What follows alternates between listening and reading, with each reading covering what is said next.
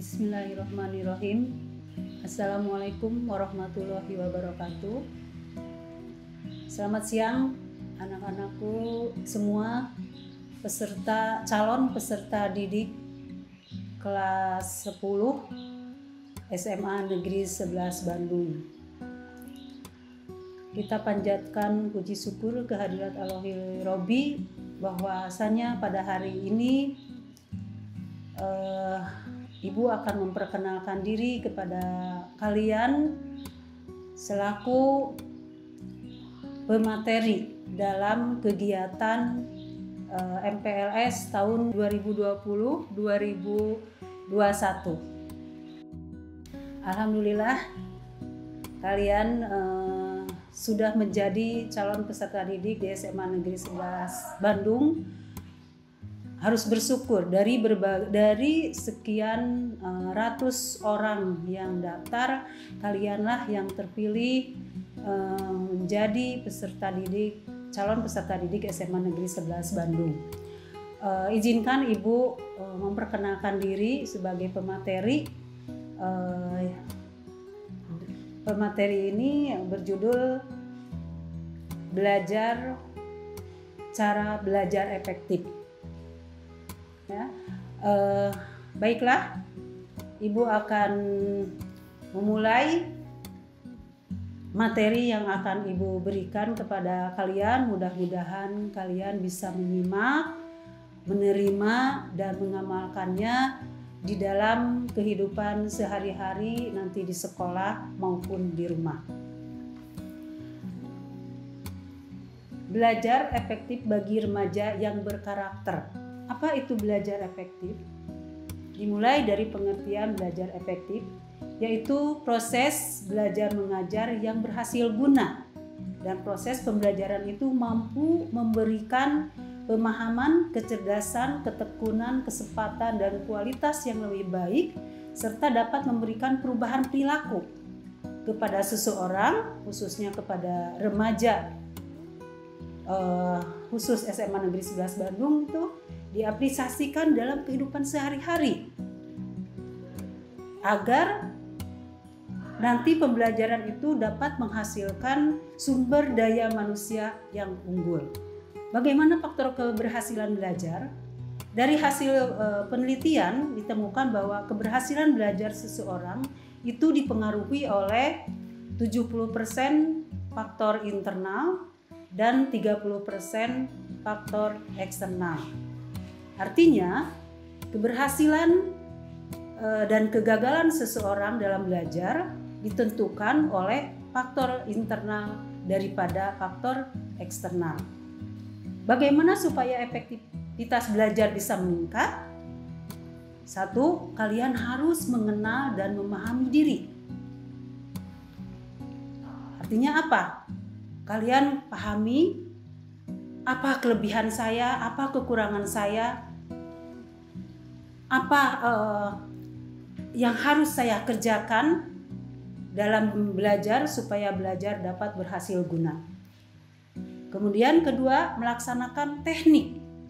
Teknik untuk mencapai tujuan belajar itu seperti apa?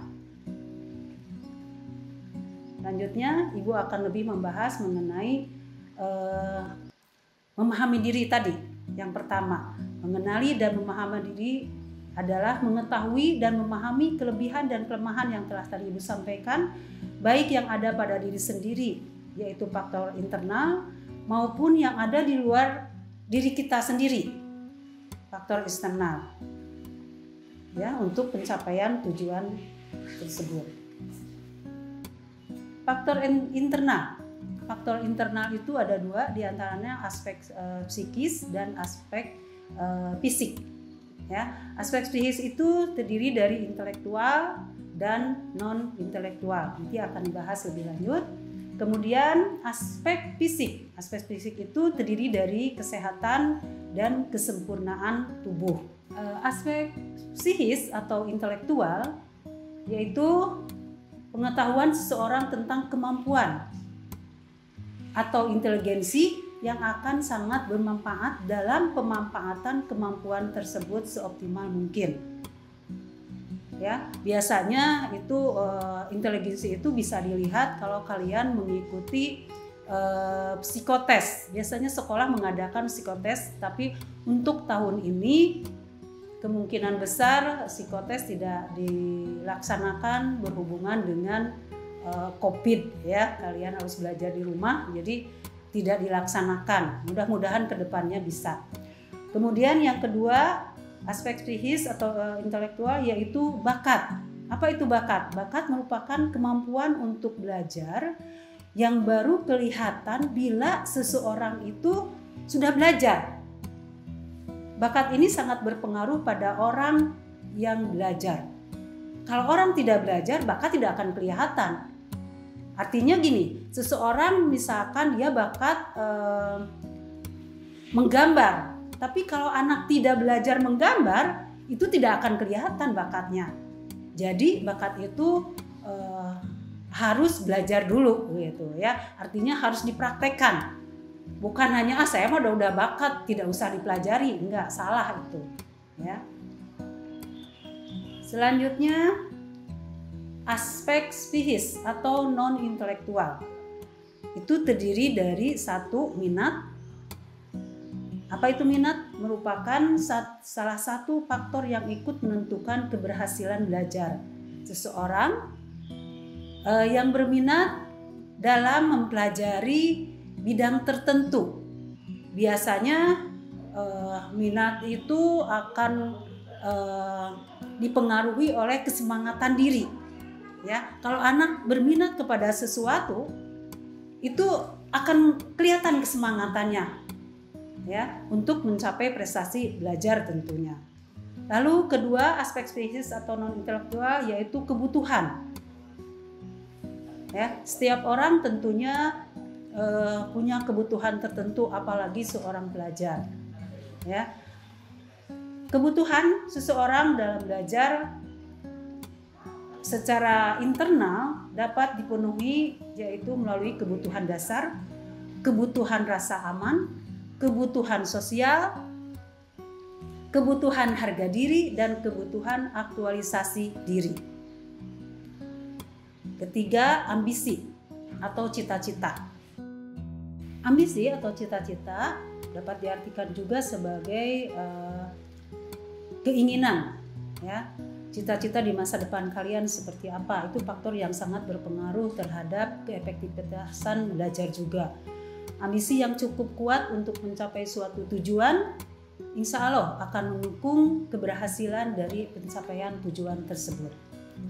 Selanjutnya, gaya belajar. Nah, gaya belajar itu juga sangat berpengaruh terhadap keefektivitasan belajar kalian. Ada beberapa gaya belajar, nanti mungkin akan dibahas lebih lanjut di kelas ya. Ibu hanya menerapkan sedikit saja. Ada yang memiliki gaya belajar visual, auditori, dan kinestik. Nah, di sini anak akan berbeda potensinya ya, atau hobinya, atau gaya belajarnya. Kadang-kadang ada yang hanya bisa mendengarkan atau dengan melihat saja, atau justru dengan musik.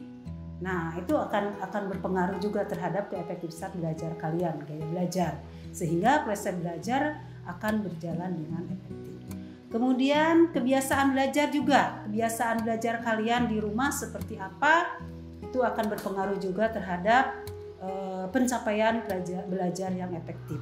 Seseorang memiliki kebiasaan belajar tertentu akan mengalami kesulitan bila harus mengubah kebiasaan belajar. Contohnya, biasanya belajar itu senang menyendiri, lalu dirubah harus dengan banyak orang, itu kadang-kadang susah juga ya. Tapi kebiasaan belajar itu harus diterapkan sedemikian rupa supaya nanti mempunyai hasil yang berdaya guna ya. Kemudian emosi juga ini sangat berpengaruh terhadap keefektifan ya belajar anak ya. Keadaan emosi seseorang akan berpengaruh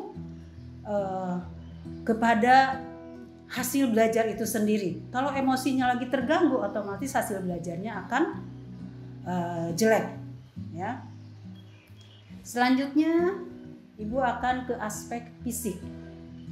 Aspek fisik ini terdiri dari aspek kesehatan dan kesempurnaan tubuh. Aspek kesehatan yaitu pemahaman mengenai kesehatan sendiri, itu sangat membantu. Kalau kalian tidak sedang fit, lahir maupun batin, itu belajar tidak akan baik. Ya, lebih baik belajar sedikit, tidak berlama-lama, tetapi keadaan lain kalian lagi fit. Kemudian kesempurnaan tubuh. Kesempurnaan tubuh itu yaitu berfungsinya tubuh kita terhadap penunjangan terhadap belajar, terhadap tujuan belajar. Misalnya maaf ya, sekarang itu di sekolah kita alhamdulillah walaupun ada yang ABK, alhamdulillah bisa menjalankannya dengan baik, karena bukan sesuatu yang sangat bahwa aspek fisik ini untuk keefektifan belajar. Itu hanya sedikit saja yang ininya. Kalau tujuannya kuat, kalau minatnya kuat, insya Allah akan belajar dengan baik juga hasilnya. Sekarang faktor eksternal, ya. Faktor eksternal dalam belajar efektif yaitu contohnya lingkungan sosial, ya, dan lingkungan fisik. Apa saja sih yang ada di lingkungan sosial? Misalkan sikap keluarga, ya. Kedua, kondisi ekonomi keluarga. Kemudian hubungan antar anggota keluarga seperti apa? Kemudian guru pengajar, masyarakat, teman, media sosial. Itu termasuk kepada faktor eksternal dari bagaimana cara belajar dengan yang berpengaruh terhadap belajar efektif, ya. Kemudian lingkungan fisik. Lingkungan fisik itu terdiri dari suasana rumah, kondisi tempat belajar, kemudian sarana pelajaran itu sendiri, kemudian waktu sekolah. Kenapa waktu sekolah? Biasanya kalau semakin siang itu anak sudah mulai keefektifitasan belajar itu sudah berkurang, ya. Kalau semakin siang itu biasanya sudah makin lelah. Jadi usahakan belajar itu tidak berlama-lama tetapi efektif. Sedikit tetapi keadaan kita lagi fit, ya. Kemudian bagaimana melaksanakan teknik pencapaian tujuan belajar. Bila seseorang sudah memahami dirinya, artinya tadi ya, kita harus memahami diri. Maka kita tinggal melaksanakan usaha pencapaian tujuan, ya. Jadi ada minat, ada usaha, kemudian ada tujuan, ya. Jangan lupa itu. Ada minat, keinginan, motivasi, ya. Kemudian ada usaha, ada tujuan. Itu ketiga itu merupakan sesuatu hal yang dirangkai untuk supaya belajar berhasil guna dan berdaya guna. Nah, ini hal yang perlu dilakukan untuk mencapai tujuan belajar. Satu, mengumpulkan atau mengelompokkan bahan-bahan yang harus dipelajari. Itu tips ya. Tips Ibu biasanya kalau untuk belajar supaya efektif itu harus ada tipsnya supaya kita kena di dalam hasilnya.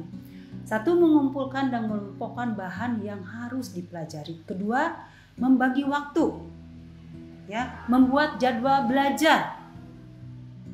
Ingat ya, anak SMA itu kadang-kadang lebih mengutamakan hal-hal yang berhubungan, ya mungkin ekskul dan sebagainya. Itu boleh-boleh saja karena itu pendukung juga. Itu merupakan pengembangan diri buat kalian, potensi selain daripada akademik. Tetapi tetap kita harus mempunyai dan bisa membuat jadwal belajar sebaik mungkin. Kemudian bersikap optimis dan berpikir positif. Ya, jangan negatif, jangan menilai kepada gurunya nih begini, gurunya begini, oh cara belajarnya begini, enggak. Tetapi kalian positif thinking dulu terhadap sesuatu yang akan diajarkan. Ya. Kemudian membuat catatan atau rangkuman, itu juga salah satu tip untuk pencapaian tujuan belajar supaya baik. Kemudian kerjakan latihan atau didiskusikan. Ya, pelajaran yang sudah dipelajari itu didiskusikan atau membuat latihan soal-soal, ya, mengisi soal-soal. Kemudian jauhkan diri dari pengganggu konsentrasi. Ya, coba tanya kepada beberapa yang sudah berpengalaman atau kepada yang sudah mendapat nilai bagus, ranking pada kakak kelas kalian. Bagaimana sih belajar yang bagus itu? Itu pasti, ya, konsentrasi itu akan selalu harus ada di ini, ya, konsentrasi harus tetap ada, dijaga di situ, ya. Jadi kesemuanya itu merupakan suatu hal-hal yang berhubungan dengan keefektifan belajar itu merupakan suatu pengembangan diri, ya, karena pengembangan diri itu selain memahami diri, melaksanakan teknik pencapaian tujuan tadi, pengembangan diri juga itu sangat penting untuk mewujudkan belajar yang efektif, khususnya bagi siswa yang berada di fase remaja seperti kalian ini.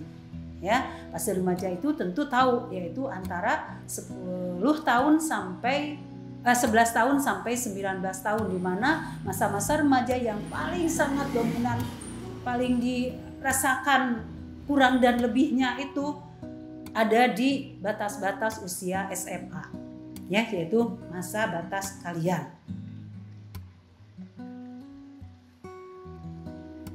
Oke, sedikit lagi ya. Nah, diharapkan kalau seandainya kalian sudah mempunyai cara belajar yang efektif yang tadi Ibu berikan tipsnya, kemudian kalian sudah bisa mengembangkan diri kalian, diharapkan keseluruhan itu harus menjadi suatu remaja yang berkarakter unggul. Ya, yang berkarakter unggul itu yang seperti apa? Itu yang religius, yang mampu melakukan hal-hal yang baik untuk diri sendiri, sesama manusia, lingkungan, bangsa, dan negara. Kemudian bagaimana yang berkarakter unggul juga, yaitu mengoptimalkan kemampuan dan pengetahuan dirinya disertai dengan kesadaran dan motivasi. Ya, mungkin itu pembahasan dari Ibu. Mudah-mudahan pembahasan ini dapat tercapai tujuannya, yaitu bisa menerapkan kepada diri kalian, bisa diterapkan dalam kehidupan sehari-hari. Mulai dari kalian bisa mengembangkan diri kalian sendiri sampai kalian menjadi manusia atau remaja yang berkarakter. Itu saja, terima kasih atas perhatiannya. Taufiq wal hidayah. Assalamualaikum warahmatullahi wabarakatuh.